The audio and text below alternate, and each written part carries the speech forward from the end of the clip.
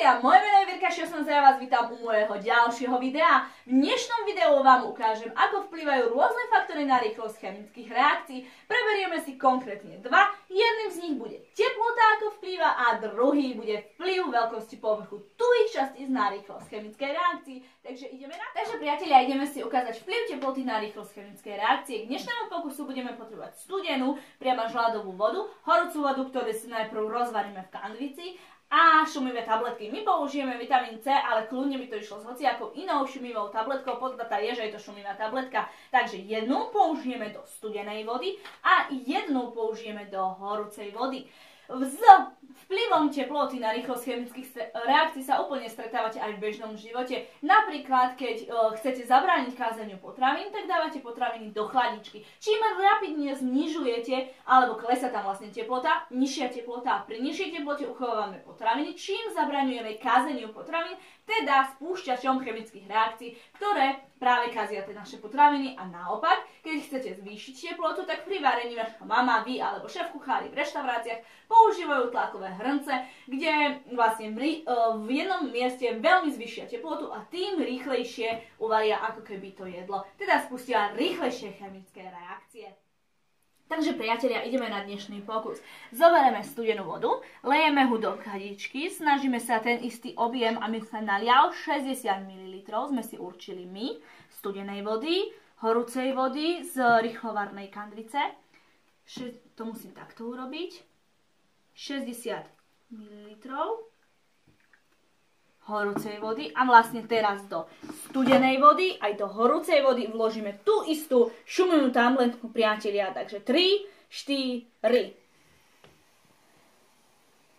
Priatelia, vidíte, čo pozorujete? Teraz som na ročky bola ticho a my sme si to vychutnali. Pozorujete vznik bubliniek, ktoré spôsobuje oxid uhličitý, ktorý tam vzniká, pretože šumivá tabletka prirodzene obsahuje hydrogen uhličitán sodný. Farbivo, preto je červené, tuto ešte nie je dokončená chemická reakcia.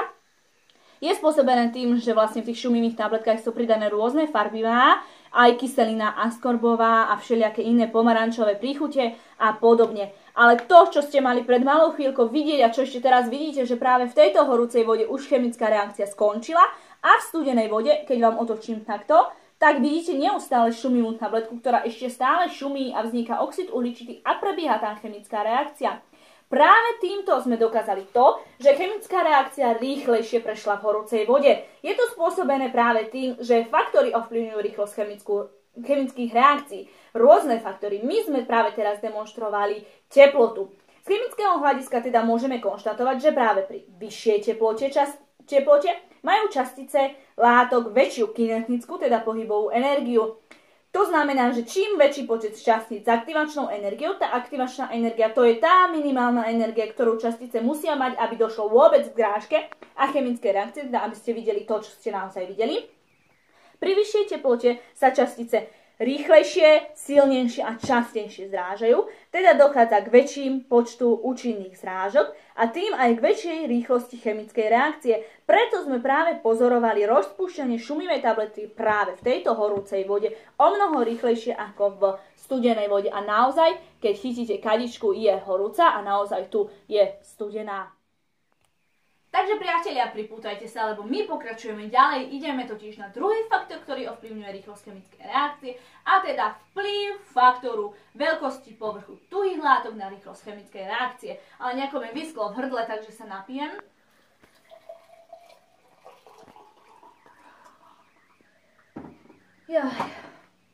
No. Ale späť k veci. V dnešnom pokuse budeme potrebovať studenú vodu takej istej teploty, 2 kadičky, zase čisté, a pokračujeme v našich šumivých tabletkách obľúbenom vitamínu C. Prvý sme nechali úplne celý, rovnaký, jednu šumivú tabletku a druhú šumivú tabletku sme si rozdrobili, pretože ideme práve ukázať, ako vplýva faktor veľkosti povrchu tuhých častíc na rýchlosť chemickej reakcie. Takže nalejeme si studenú vodu do jednej z kadičiek 60 ml, zase náš objem, ktorý sme si určili. 60 ml. Rovnako studenú vodu v tej istej teplote vodu lejeme aj do druhej kadičky. Rovnako zase sa snažíme 60 ml, objem, ktorý sme si my sami určili. Jednu tabletku sme nechali v celku vlastne, nerozdrvenú, a druhú tabletku je rozdrvená, pretože ideme práve ukázať vplyv veľkosti povrchu tuhých častíc na rýchlosť chemickej reakcie. Takže priatelia, do tej istej studenej vody, hej, lejeme nerozdrvenú a rozdrvenú šumivú tabletku. Takže odrátame si 3, 2, 1 naraz. A zase, priatelia, môžete pozorovať rýchlosť chemickej reakcie, ktorá je odlišná. Tu zjavne je pomalá chemická reakcia a tu je o mnoho rýchlejšia chemická reakcia. Takisto vzniká oxid uhličitý, pretože šumivá tabletka obsahuje hydrogen uhličitán sodný. Farba je spôsobená tým, že sa tam nachádzajú rôzne arómy, prísady a farbivá, napríklad pomarančová, jahodová, všelijaké možné iné.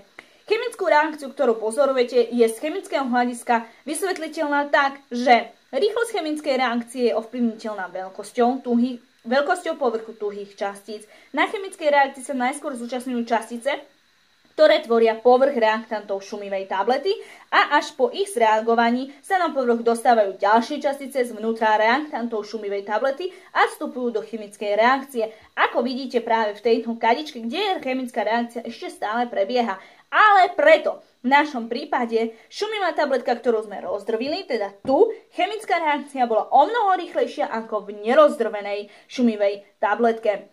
Pritom teplota bola rovnaká a jednalo sa iba to, že vlastne častice, tým, že sme to rozdrvili, tú šumivú tabletku, sa dostali zvnútra šumivej tabletky na povrch, takže bol väčší povrch tých reaktantov, ktoré mohli priamo reagovať s vodou. Priatelia, ešte tu vidíte poslané zvyšky chemickej reakcie. O vplyve veľkosti tuhých látok na rýchlosť chemickej reakcie sa stretávate aj v bežnom živote, napríklad pri konzumovaní potravín. Keď dostatočne vlastne rozhryziete potravu na malé kúsky, umožňujete lepšie a rýchlejšie využitie živín z potravín. Alebo v chemickom priemysle využívajú presne tento fakt a tým, že vlastne drvia väčšie kusy na menšie, napríklad pri spracovaní cukrovej trstiny alebo mletí vápenca. Takže priatelia, to bolo všetko z dnešného videa. Dúfam, že sa vám páčilo, mne sa to páčilo. A pre ďalšie informácie, ak by ste náhodou chceli, tak určite navštívte môj blog. Jeho link nájdete v popise niekde tohoto videa. A my sa vidíme už pri ďalšom videu.